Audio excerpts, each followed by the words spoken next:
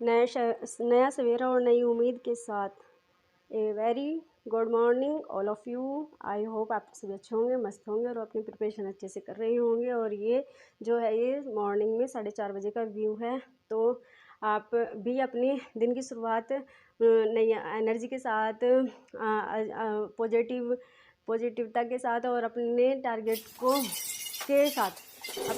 के साथ शुरू करें और मेहनत ज़रूर मिलेगी।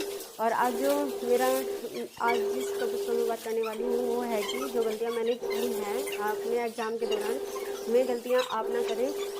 और जो गलतियाँ में आप ना करें, बस यही मैं आपको बताना चाहती हूँ। वैसे तो आजकल की जो यंग जनरेशन है, जो मतलब स्टूडेंट्स हैं, वे सब अवेयर हैं कि हमें कैसे अपनी स्मार्ट स्ट्रेटजी जो है वो एग्ज़ाम के लिए फॉलो करनी है, सब जानते ही हैं।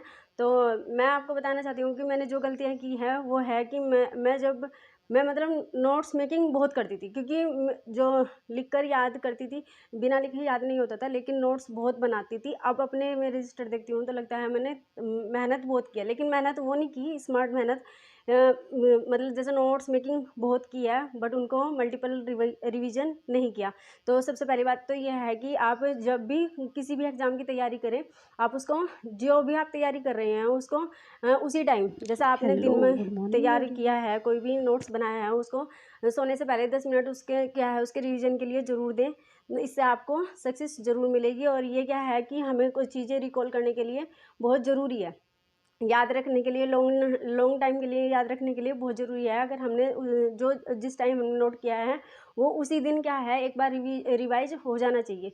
और दूसरी बात यह है कि आप मतलब जो वो है स्टडी जो सोर्स है हमारे, जो वो ज़्यादा सोर्स ना रखकर वो मतलब कम ही सोर्स रखें। अपने जो भी एग्ज़ाम से रिलेटेड जितने भी आपके स्टडी मटेरियल हैं वो आप ज़्यादा से ज़्यादा ना रखकर उसे कम ही रखिए, बट उसका क्या कीजिए, मल्टीपल रिवीजन कीजिए, वो ज़्यादा बेस्ट है। क्योंकि जितना ज़्यादा रिसोर्स होगा, हम उतने ज़्यादा क्या हो जाते हैं हमारा माइंड डिस्टर्ब हो जाता है कि हम इससे तैयारी करें या उससे करें, तो अपना माइंड जो है उससे भटकाएं नहीं। कम रिसोर्सेज में मल्टीपल रिवीजन के साथ अपनी स्टडी को बेस्ट बनाएं।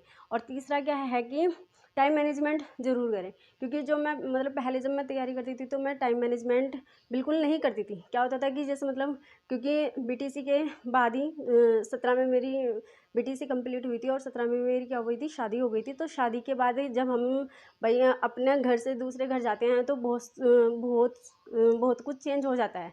तो ऐसा होता था कि जैसे मैं पढ़ने बैठती थी तो कोई भी काम अगर मुझे लग रहा है कि ये काम मुझे करना चाहिए, जैसे मतलब मेरी मदर इन लॉ किचन में होती थी, तो अगर मैं पढ़ने बैठी हूँ तो मुझे लगता था कि ये ना सोचे कि ये पढ़ने बैठ गई, तो मैं तुरंत उठ कर चली जाती थी।